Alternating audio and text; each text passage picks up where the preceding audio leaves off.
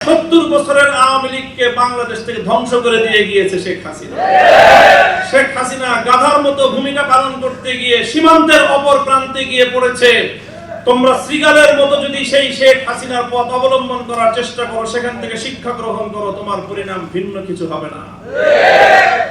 ক্ষমতার মসনদে বসলে জনগণকে খুব ক্ষুদ্র মনে হয় না? ক্ষমতার মসনদে বসে শুনেছিলাম ইঁদুর নাকি নিজেকে সিংহের মতো ভাবে। আজকে বিএনপির অবস্থা দেখে মনে হচ্ছে তারা ক্ষমতার মসনদে বসার পর জনগণকে তারা ইঁদুর আর নিজেদেরকে সিংহের মতো ভাবছে। আপনার বন্টনের গল্প শুনিয়েছিলেন না, যে সিংহ, গাধা আর শ্রীগাল মিলে একটা শিকার করেছে। এরপরে সিংহ বলেছে এখন তো শিকার করলাম গরু, হরিণ আর খরগোশ, এখন তিনজন মিলে শিকার করেছি, বন্টন না করে তো খাওয়াটা এটা বেইনসাফি দেখায়। কাজে একটা পদ্ধতি অনুযায়ী তুমি বন্টন করো। গাধাকে বন্টন করতে দিল, গাধা বন্টন করলো আপনি বড়, আপনি গরুটা খান, আমি মাঝাও, আমি হরিণটা খাই, আর ওই পাতি শিয়াল ও ছোট ও খরগোশটা খায়। তো সিংহ এক চড় মেরেছিল, এক চড়ে তার ঘাড় উপরে পড়ে গিয়েছিল। এরপরে বলল যে শ্রীগালকে বলল তুই ভাগ কর। না মহারাজ কি ভাগ করবো? না না, আমি তো ভাগ ছাড়া খাবো না, আমি তো সিস্টেম ছাড়া খাই না, সাংবিধানিক পদ্ধতি বাস্তবায়ন হবে তারপরে সে আমি খাবো।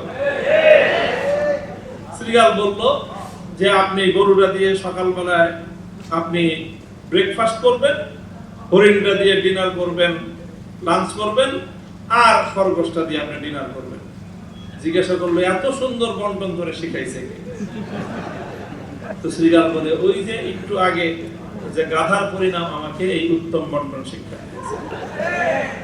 হাসিনার ভূত যার কাঁধে ভর করেছে তাদেরকে বলতে চাই, হাসিনাকে অনেক মানুষ বলতো যে খুব রাজনীতি বুঝে। আমি তখনই বলতাম যে হাসিনার মতো বেকুব রাজনীতিবিদ বাংলাদেশে দ্বিতীয় কেউ জন্ম নেয়। 70 বছরের আওয়ামী লীগকে বাংলাদেশ থেকে ধ্বংস করে দিয়ে গিয়েছে শেখ হাসিনা। শেখ হাসিনা গাধার মতো ভূমিকা পালন করতে গিয়ে সীমান্তের অপর প্রান্তে গিয়ে পড়েছে। তোমরা শ্রীগালের মতো যদি সেই শেখ হাসিনার পথ অবলম্বন করার চেষ্টা করো, সেখান থেকে শিক্ষা গ্রহণ করো, তোমার পরিণাম ভিন্ন কিছু হবে না। ক্ষমতার মসনদে বসলে জনগণকে খুব ক্ষুদ্র মনে হয় না? ক্ষমতার মসনদে বসে শুনেছিলাম ইঁদুর নাকি নিজেকে সিংহের মতো ভাবে।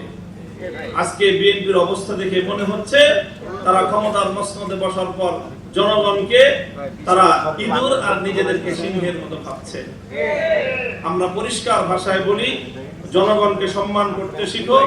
গণভোটের যে রায়, বাংলাদেশে এটি চতুর্থ গণভোট আজকের আলোচনায় এসেছে। বাংলাদেশের তো নয়, বিশ্ব ইতিহাসে রেফারেন্ডাম এবং গণভোটকে এইভাবে উপেক্ষা করার কোন দৃষ্টান্ত এবং নজির নাই। এই নতুন নজির সাব্যস্ত করে, নতুন নজির স্থাপন করে নিজেদেরকে ইতিহাসের আস্থা করে নিক্ষেপ করবেন না। শহীদ জিয়াউর রহমান, বেগম খালেদা জিয়ার, বিএনপির প্রতি আমাদের এটা সর্বশেষ শুভকামনা।